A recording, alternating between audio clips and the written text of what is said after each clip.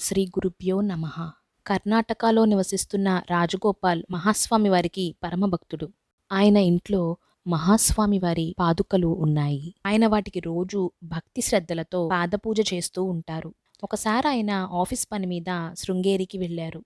ఆయన అక్కడి శృంగేరి మఠానికి వెళ్లి ఆచార్యులు శారదాంబల ఆశీర్వాదం పొందాలనుకున్నారు. రాజగోపాల్ గారు హఠాత్తుగా ఇలా అనుకున్నారు, నేనక్కడ మహాస్వామి పాదుకలకు రోజు పాదపూజ చేస్తున్నాను. ఇప్పుడిక్కడ శృంగేరి మఠంలోని ఆచార్యుని దర్శనం కోసం వచ్చాను. ఇది సరైనదేనా అనే సందేహం కలిగింది. ఆయన వరుసలో దర్శనానికి వస్తున్నప్పుడు శృంగేరి ఆచార్యులు శ్రీ భారతీ తీర్థస్వాములు ఆయనతో ఇలా అన్నారు, పాదపూజ బాగా జరుగుతోందిగా, మీరు క్షేమంగా ఉంటారు అన్నారు. ఆ మాటలు విన్న రాజగోపాల్ ఆశ్చర్యపోయారు.